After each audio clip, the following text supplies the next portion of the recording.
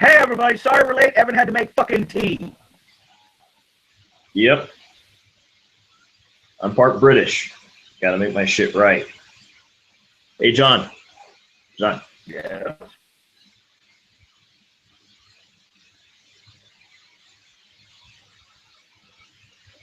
I'm just shaking the damn head. That's all I'm gonna do. Not quite there yet, but I'm almost there.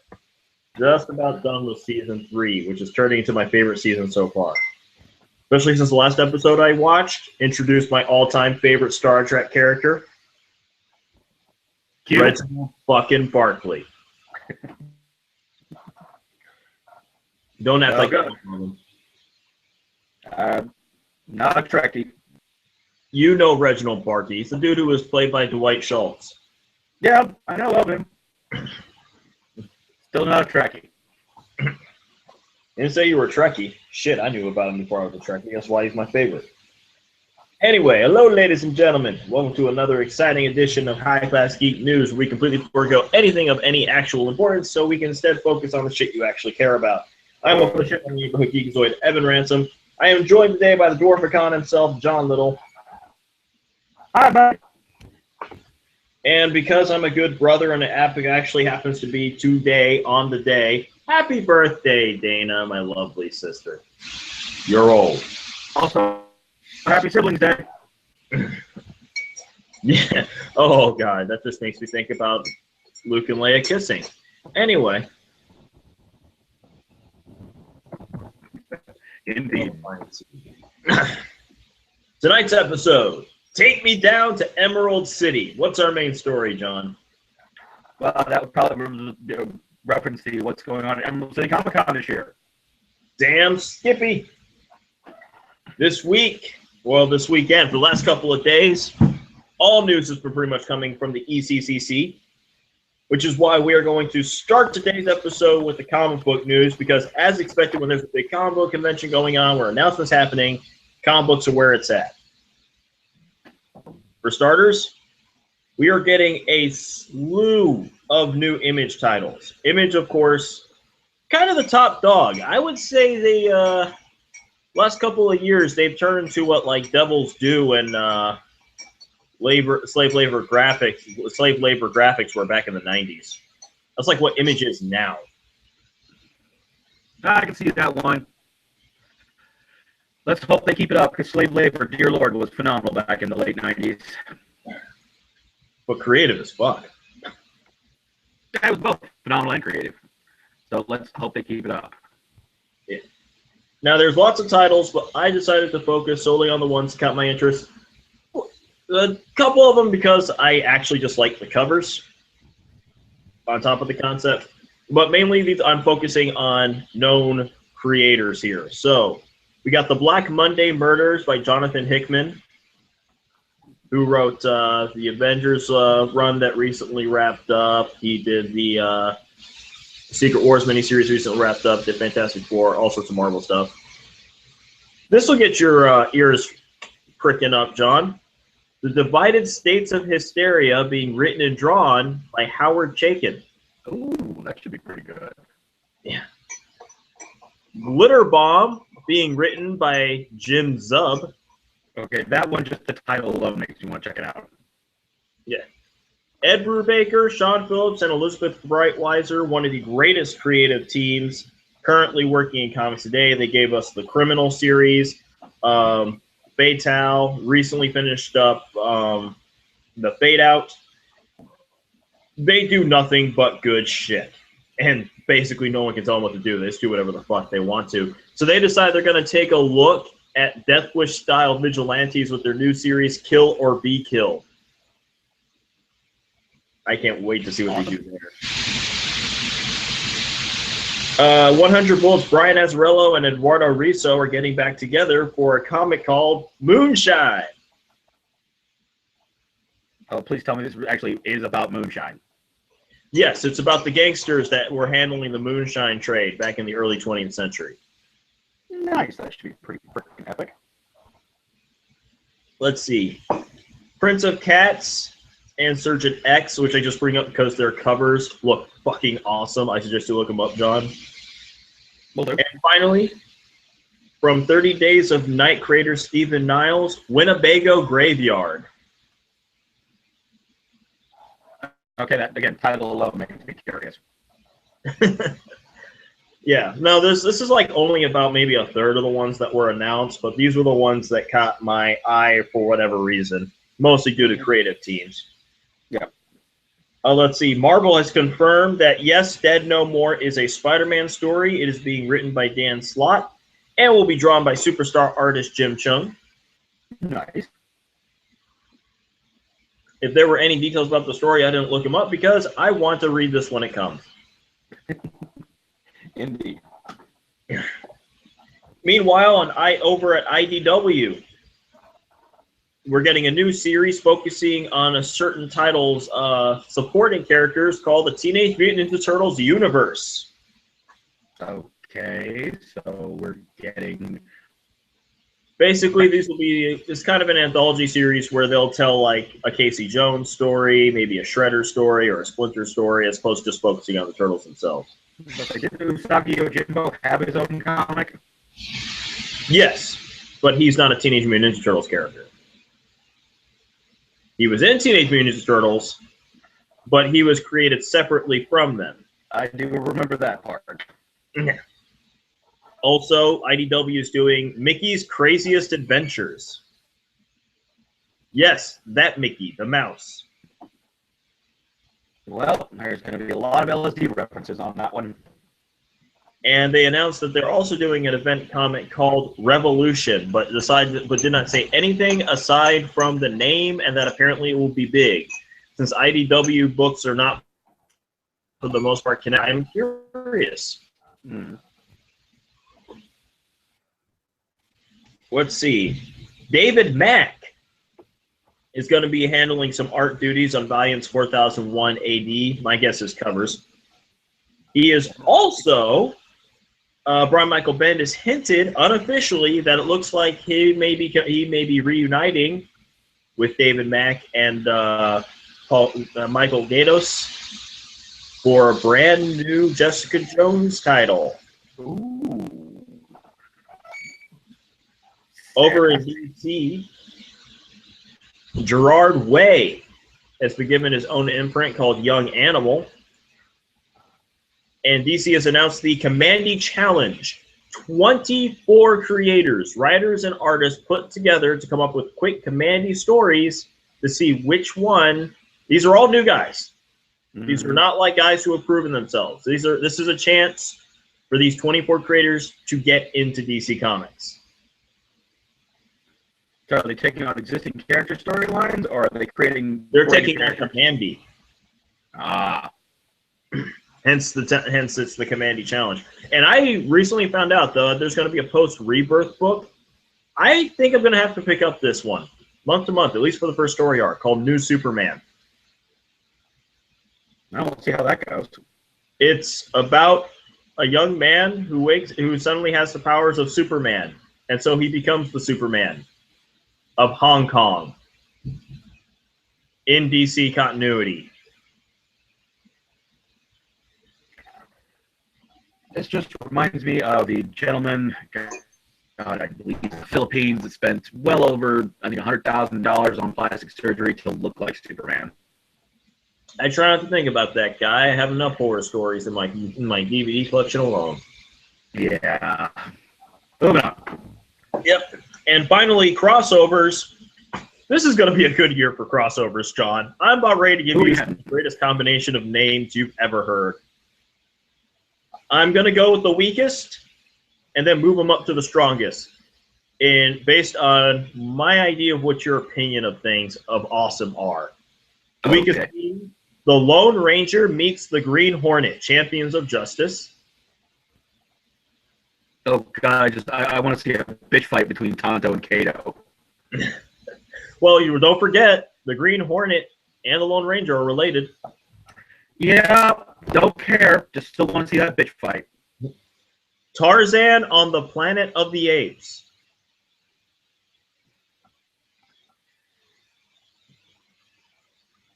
That one I just shake my head at.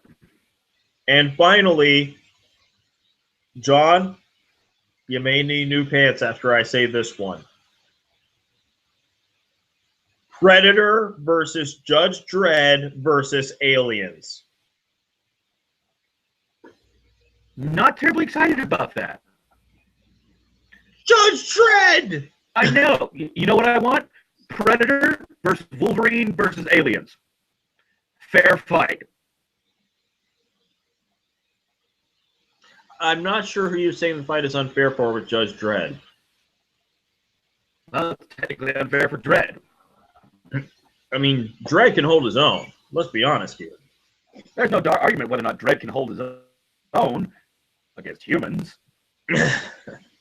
He's fought worse than humans. Don't forget about Judge Death and his brothers. Yeah, my point remains valid against humans or humanoids, but xenomorphs.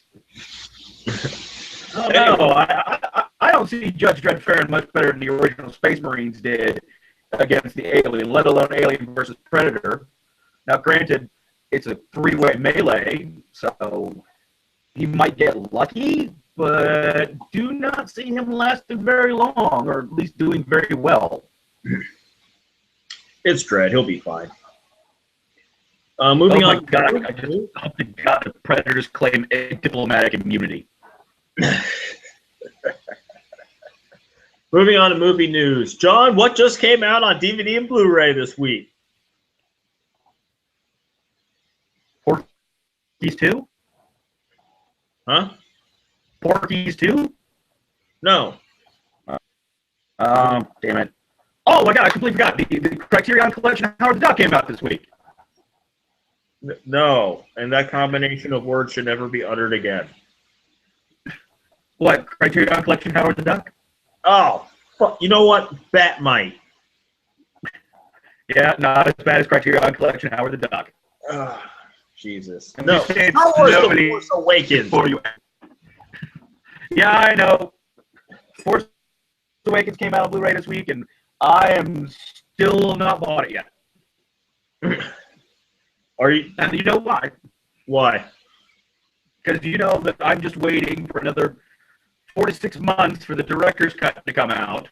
There's no director's cut. It's James Abrams. The cut you see in the theaters is his final cut. There's always a director's cut. You know that as well as I do. There isn't always a director's cut. I know how this works. There's certain directors, they have too much power. What you see is the director's cut. It's Abrams. There's always special features that come out on a disc later. Dude, he released a 3-disc Blu-ray set. I'm aware. There's always something that comes out a couple of months. You know that as well as I do. I was kind of hoping you were saying that you're going to wait a few years because you buy Star Wars in trilogies. No. I'll buy it when the much better disc comes out in a couple of months. Either way, what you should buy is the BB-8 toy that watches the movie with you. I have a cat for that. I don't need a toy to do that. Let's see. We got the BFG trailer. Yep, I saw that one.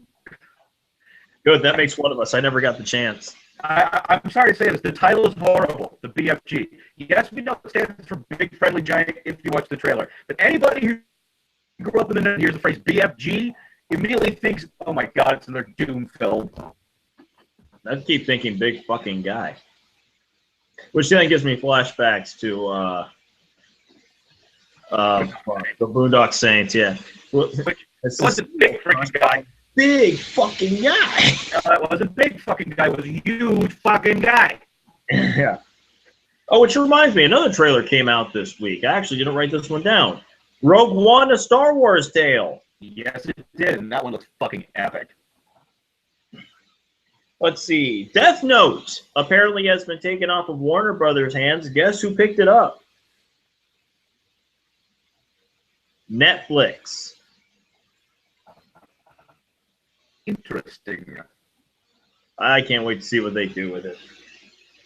In Warner Brothers / DC news, 2 more films, DC comic films, have been added to the docket, but we don't know what they are. They're staying hush-hush. Wonder Woman also has been moved back. I mean, not moved back, sorry. It's been moved up. It'll be coming out sooner in 2018, pushing back Warner Brothers' The Jungle Book with Andy Serkis. I don't know why they suddenly feel a need to distance their movie from another Jungle Book getting ready to come out this year that looks completely awesome and has Bill Murray as Baloo. Indeed. Yeah. I'm sensing another Bugs Life ants thing going on with this one. Yeah, these weird coincidences just pop up every once in a while at Hollywood. Yeah, Deep Impact and Armageddon. Yeah. Weren't there two like volcano or tornado movies that came out when we were like teenagers too? Not Tornado, but there were two volcano films that did come out. One was titled Volcano, and I think that was one with Tommy Lee Jones. And there was another one, Dante's Peak, that was with Pierce Brosnan. Both were fucking horrible. Oh, God. 90s. And also, Ryan Reynolds is officially signed on for Deadpool 2. This is happening. Yeah, like he wasn't going to sign on for it, really. I mean, like there was a doubt. Well, dude, we just want to get Deadpool 2 out there as quickly as possible. I mean, I'm just waiting for the news that Keira Knightley has signed on to play Cable. Is it bad that I kind of want Kevin Smith to direct it? Yes, he's a horrible director. I'm more than happy to have him write a draft of the script. But we both know he's not a good director. I don't want to say he's a horrible not director. A good director. Huh? Say what? Huh? What did you say? I said we both know he's not a good director, and he knows he's not a good director. He's not. He only directs so he can protect whatever he writes on a script, but he has no like visual sense whatsoever. We're not going to get into this tonight. Yeah. He's improved greatly, but moving on to TV, John, we need to start watching Citizen on Hulu when it comes out. Yes. Yes, we do. And we need to watch it for one reason and one reason only, because we don't give two shits what the show's about. Tom fucking Waits is in it. Yeah, that's really the only reason we need. Yeah. Because Tom Waits isn't in enough shit. And I personally believe if he doesn't play a Marvel villain at some point in time, my God. I think he plays a preacher in the show. Just once I wanted to play Wade. I just want to hear him perform Way Down in the Hole on the show. Oh, no. Dude, I'm a Wire fan. Of course I'm going to ask him. I know. But Marvel villains that Tom Waits could play. I have the perfect one, but let's see. Molecule Man? Huh? The Molecule Man? No, not who I was thinking. Oh, but if he's the Molecule Man, he's the most important man in the multiverse. You're absolutely right, but again, not what I was thinking. The Tinker. Closer. But think bigger. The Vulture. Think bigger. Silvermane. Bigger. You're going cosmic, aren't you? No, not going. Well, technically, he is cosmic. It'd be funny to see him as Kang the Conqueror, but I already got it perfect. No, not Kang. Not Kang. Are we going with Avengers villain? Nope, X-Men. X-Men? Oh, God, he'd make an awesome William Stryker. Not what I was thinking. I know it's not what you're thinking, but sit down and think about how awesome that would be if you did William Stryker like he was in the comic. Nah, I still don't see that one going very well. But I can't think of any X-Men characters that aren't already cast that you could play. Sinister. No! Think about that voice. That sinister, oh, God. That voice I can't possibly believe is from New England? It's a tough one to believe from New England, but he could pull it off. I mean, all he needs to do is add a little lilt to his voice, and he sounds like some of the creepy people from Maine. Honestly, it's the voice that keeps me from wanting him to be sinister. No, I think he'd be good. But anyway, we're good. Moving on. Apparently, a green light has been given to a television series based off of a Marvel title called Cloak and Dagger.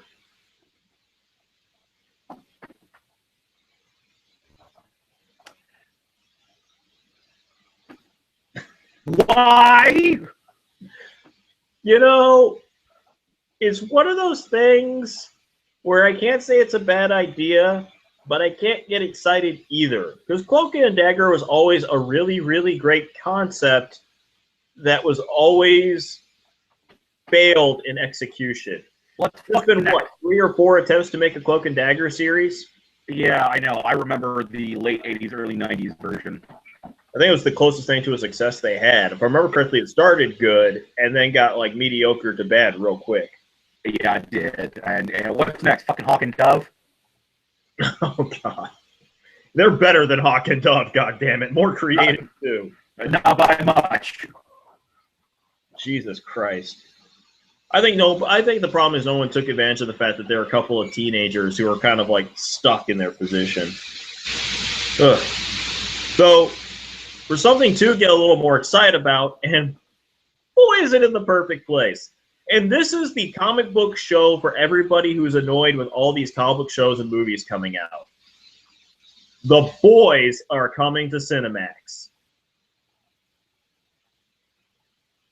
The Garth Ennis, Derek Robertson story, comic book series about the people who basically keep the superheroes in check. Gotcha.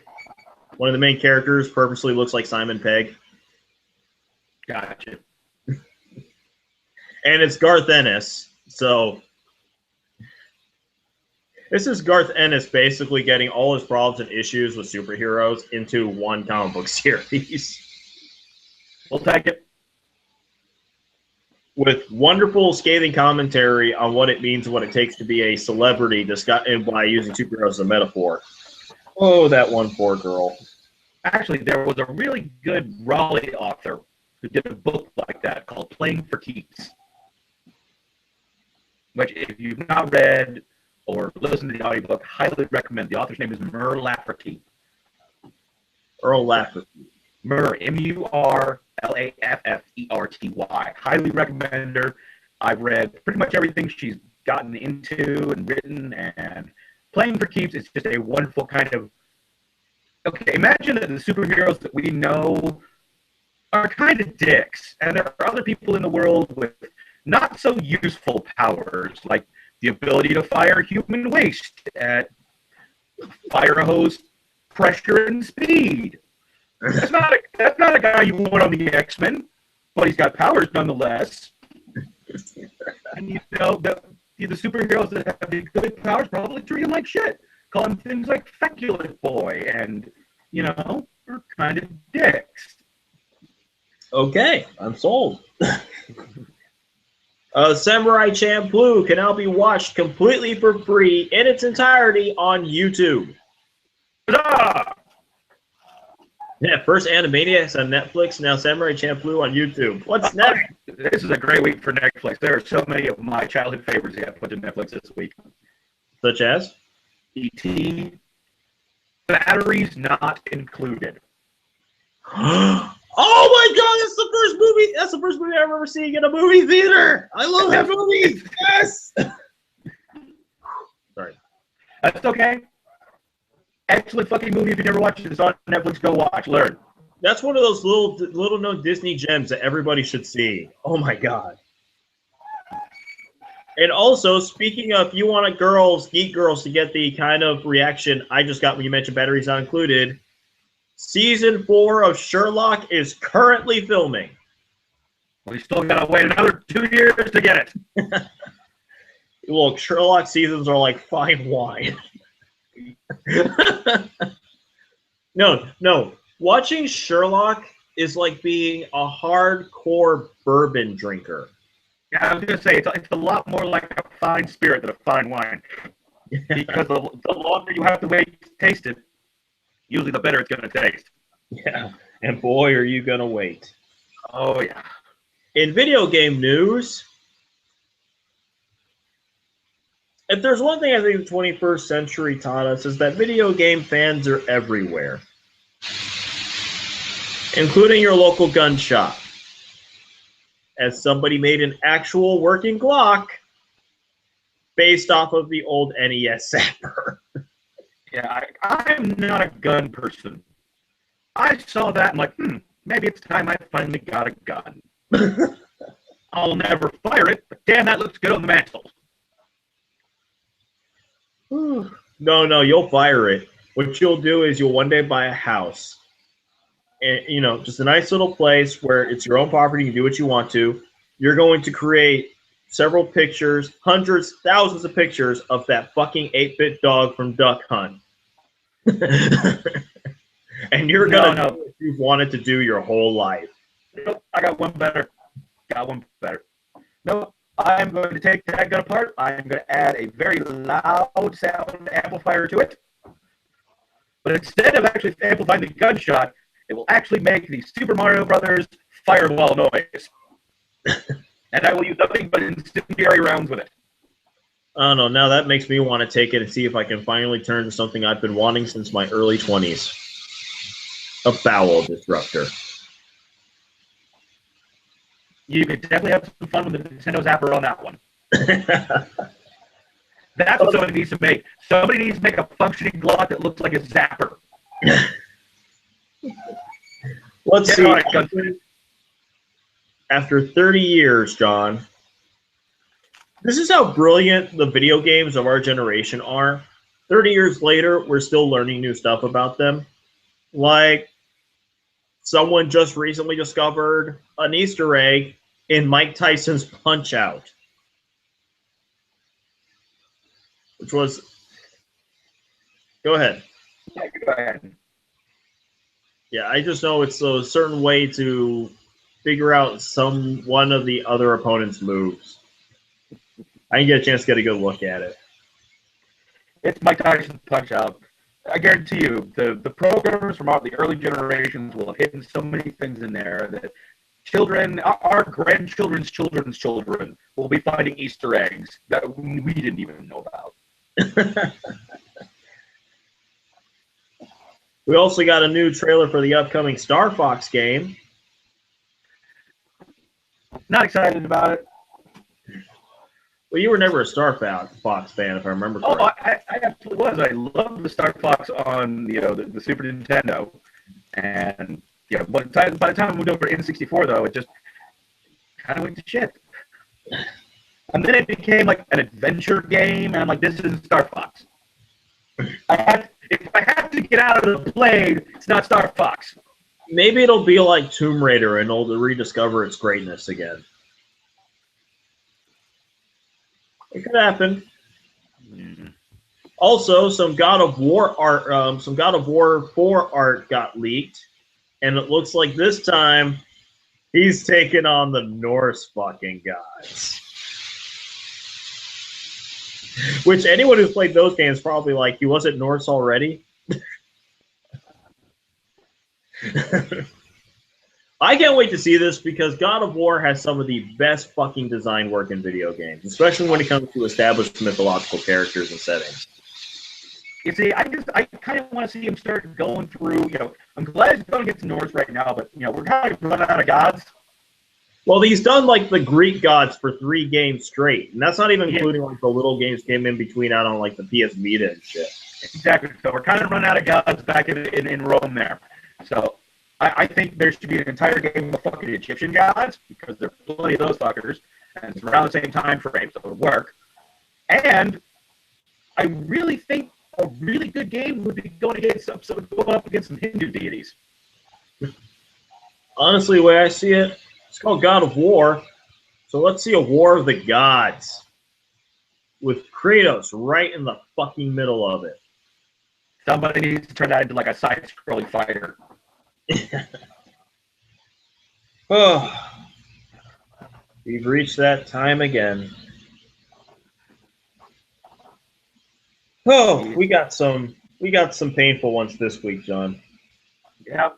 Eric Bauersfeld, at age 93, the voice of General Akbar. Don't go to the light. It's a trap. Oh, this one. Merle Haggard. Yep. If you don't know who that is, fuck you. But just a good old boys. Yeah. Never meaning no harm. Legendary country music singer. Yes. Those words are not oxymoron when you put them together, assholes. Yeah, pretty much. Koji Wada, who you may know as the man who sang the theme song to Digimon. Daisy Llewellyn, age 36, reality show personality. And finally, Keith Hefner, at age 87, the brother of Hugh Hefner, proving that yes, the Hefners are in fact mortal. STD proof maybe, but mortal.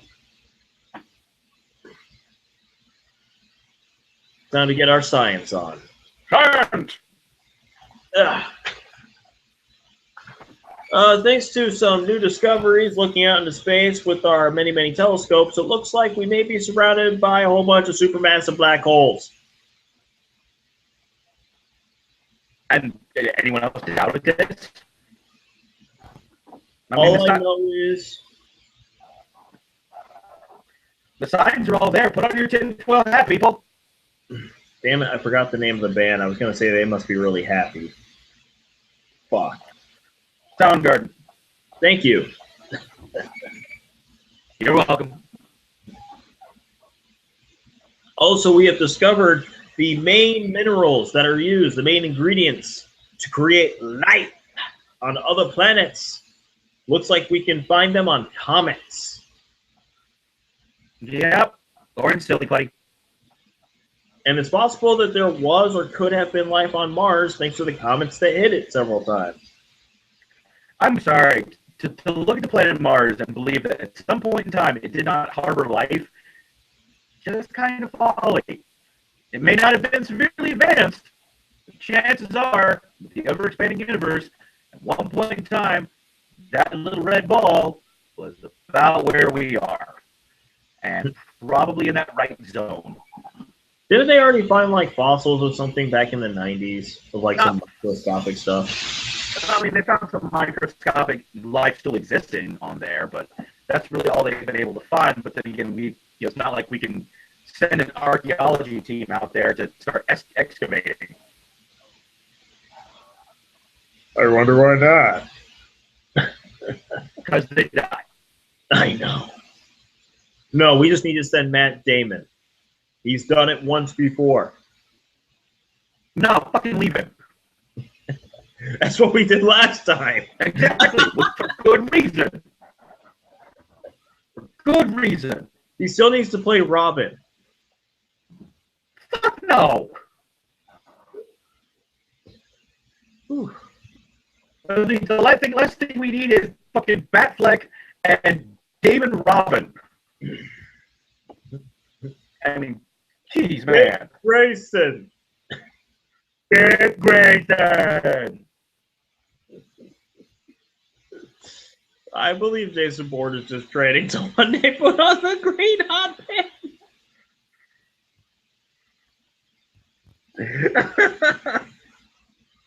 Moving on. We have found Isaac Newton's old alchemy recipes recently. For those who don't know, despite being the father of modern physics, the dude hardcore believed it was possible to make anything into gold. Well, not necessarily anything. That was the thing without most people's misconceptions about alchemy. Alchemy isn't just the transforming of anything into gold. This is specifically the transference of lead into gold. And that's because lead and gold are only off by one electron. So it seems feasibly possible to get that electron in there somewhere and transfer the actual nature of it, which is almost fucking impossible. For other news, the creator of Sherlock Holmes was really into fairies. No, we're not saying he was gay. We mean fairies literally.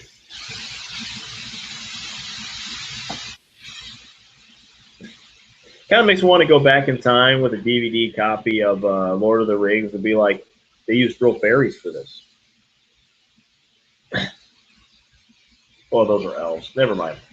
Anyway, it looks like apparently at some point in time, Earth has been dealing with the extraneous waste of some supernova.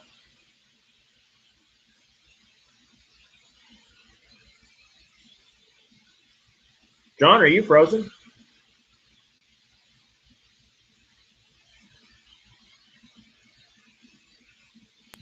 Uh-oh. Hey, sorry about that. My computer died. Ah, okay. Freaked me out for a second there. Your like frozen image is still there. Sorry about that. It's a ghost John. Do do do do do do do do.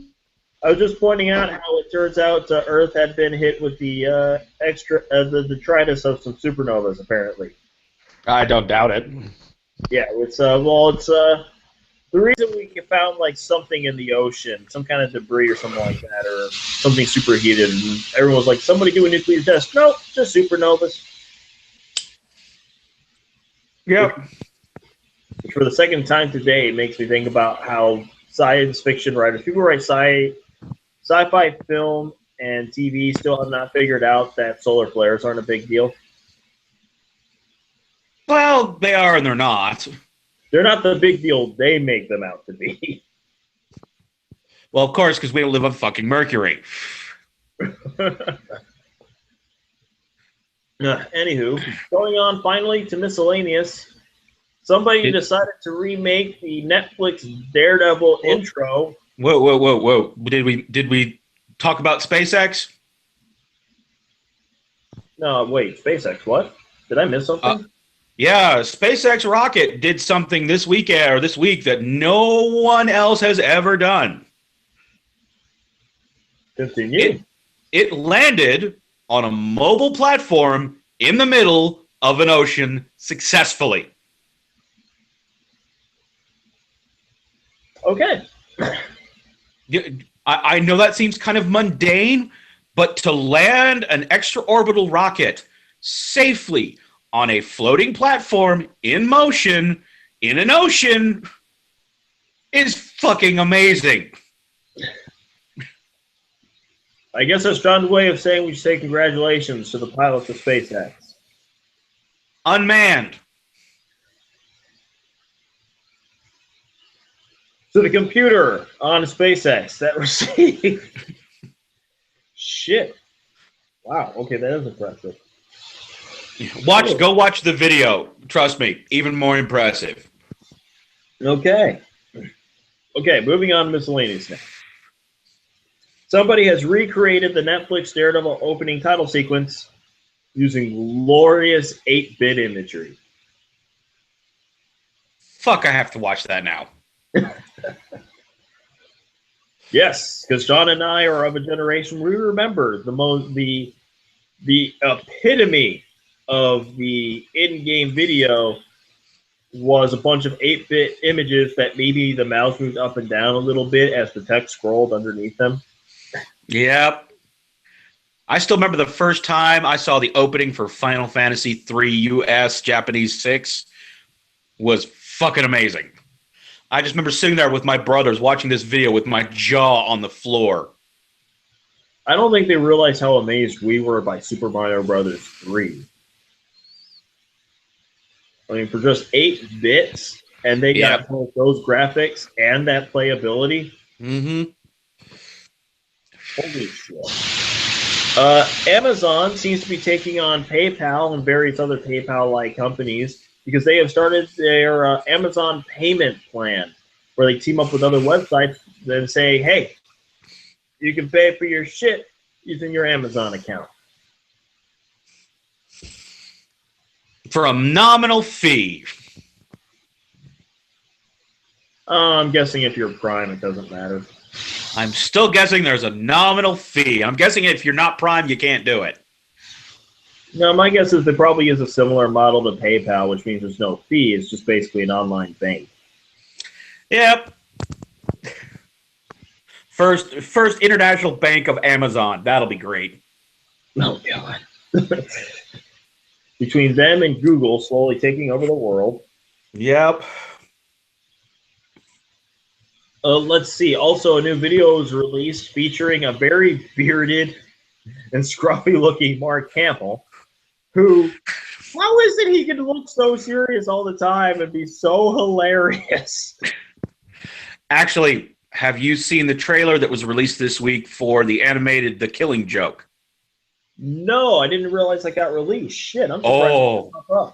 Oh, dude. Mark Hamill back as the Joker in The Killing Joke. Mike, I'm curious about how the design work is, because Brian Boland is not an artist that's basically screamed animate this. Well, they're using similar animation to the animated series.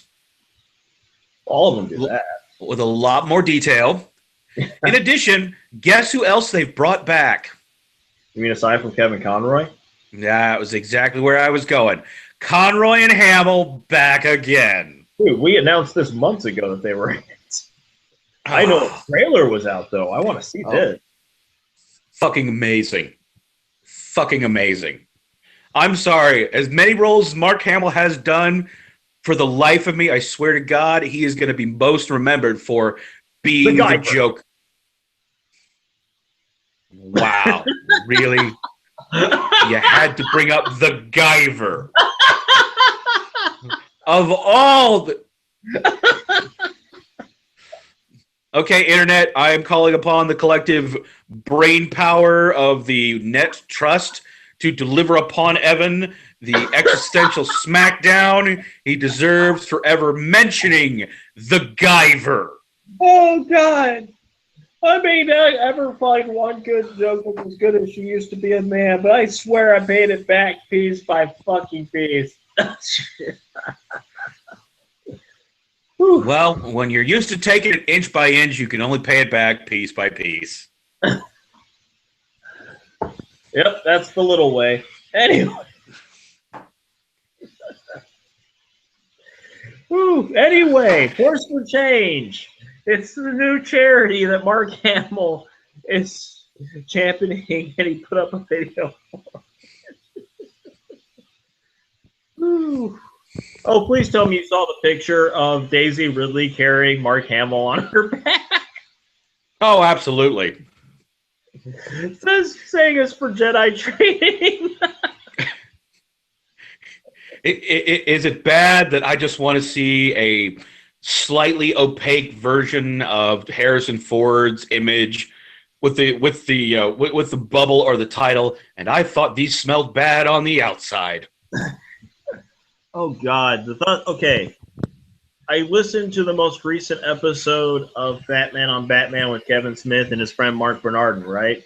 Mm-hmm. And this one guy went up. It was a live show, so they had a Q&A thing going. And this guy told a story about how his son, he took him to see Star Wars Force Awakens, and his son is basically a real-life Barney Stinson. The villains are the heroes in this kid's head.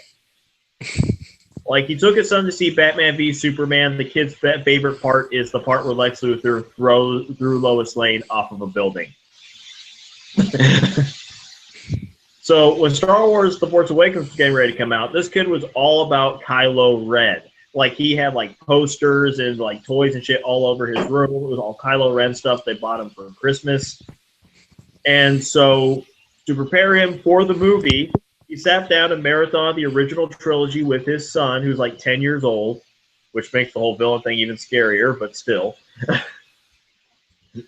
And then he greatly underestimated how attached his boy had gotten to a character.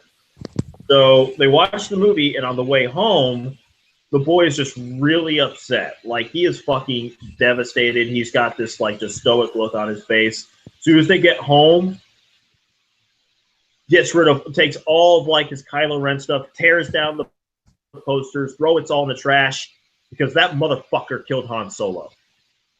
Well, that still kind of falls into it, because Han Solo, definitely a rogue. Yeah. Chaotic neutral sugar. Yeah. And apparently what got the kid to actually start liking Star Wars again was he heard Kevin Smith's response and excitement over the fact of just the absolute pitch perfect, exactly what should happen in that situation moment of Chewbacca losing his shit. Yep. Did you mess with Han? Yeah, you're damn right. He's going to immediately shoot you with that stupid crossbow bolt thing that we finally got to see what it does after 30 fucking years. Not true. We saw what it did in the prequels. but that involves watching the prequels. Yeah, I know. Chewie in the prequels with his crossbow bolt. No, you're right. It wasn't Chewie directly, but it was the fucking Wookiees on the attack on Kashyyyk. Yeah, but it's the prequels. Yeah, I know. Anyway. And speaking of Star Wars, for our final bit of news for the evening, you can build a Wicket at Build-A-Bear.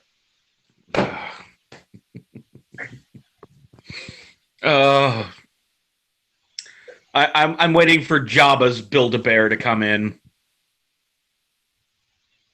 Or Salacious Crumb. I really need to practice like my Zootopia sloth laugh for certain moments like that. No. Have you seen Zootopia? Not yet. I've seen it's on my agenda, just haven't had the time. It's not the ha-ha, it's the build-up to it. Yep. Just imagine the biggest, most wide-eyed, innocent smile slowly growing on the face of a sloth. It is probably the funniest moment of 2016 as far as film is concerned. Indeed. And for those who are wondering why, since we didn't bring it up, pretty much Deadpool and Star Wars swept the MTV Movie Awards. As if we expected anything less. As it should be. Is it sad that this year I feel like I care a little bit more about the MTV Movie Awards than the Oscars? No, that's occurred before. Okay. Well, they're the ones who give the prizes for shit that deserve them. Mm-hmm. I mean, what's our other choice? The Kids' Choice Awards? Well, let's also face the fact that it's, MTV Movie Awards are based on public opinion, whereas the Oscars are based on a committee. Masturbate. Yeah, pretty much. It's like the SAG Awards. Thanks, SAG. We just have this weird sort of like Team America World Police theme going this week. Actually, did you see one other random thing to bring up? The Boston Globe published a spoof, cover page for what we might see in a Donald Trump presidency. I saw something about that. I haven't looked it up yet. Actually, the only thing I could think of was yet another thing coming on Netflix right this month. The Running Man. And I was sitting down watching it, listening to the opening titles. It's 2017. the national economy has gone to hell. So on and so forth. I'm like, oh, crap. This is the Trump presidency right here. Yeah. So a couple of days ago, guess what I watched? What's that? Actually, it wasn't a couple of days ago. Was it yet? No, it was a couple of days ago. Hardcore Henry. I've heard good things about it. Pretty much, if you've seen the trailer, you know what to expect. It's an hour and a half of that. Sharlto Copley is entertaining as hell, including a really amazing musical sequence. I am not joking. One of the things I think they ought to do with Hardcore Henry is when they finally release it on like Blu-ray and whatnot, they ought to offer Oculus Rift support with it. Well, what I was thinking was, all right, so that gimmick, okay, we've seen it done in an action movie. Okay, it looks cool, right? You know what you should do with that sort of technology, with that gimmick now that we got it out there? Video games? Philip K. Dick film. Huh? Philip K. Dick adaptation. I can see that. That would be pretty fucking epic. Yes, they should do it. I mean, fuck.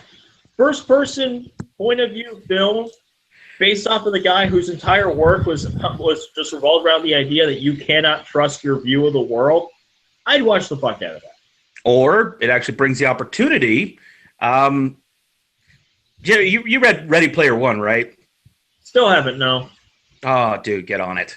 I'm in the middle of reading all the Star Trek New Frontier books. Get on it. Get on the stick, man. You can finish it in a weekend. Anyhow. I need to get a copy first. Just go to Audible, get the audiobook with Will Wheaton. It's worth it. I know. I have to read it first. I can't listen to audiobooks if I haven't read them first. All right, never mind then. We'll just talk about it later. Yeah. On a very special episode of High Class Geek News. I guess we figured out who the real monster was. The more you know. Oh, God, it's been a night. And knowing is half the battle. Well, thank you, all of you who are watching these videos. We were glad to come out. Thank you, Dwarficon, once again for your smartassery. It's what I do. He was John Little. I am, of course, friendly neighbor Geekazoid Evan Ransom. We will be here next week, as we are every week at 9 o'clock Eastern Standard Time, where we just talk about a whole bunch of shit that's just not really important, but is the only thing that matters in your lives. Indeed. Until then, we'll see you next week. Watch The Killing Joke when it comes out. Night, everybody.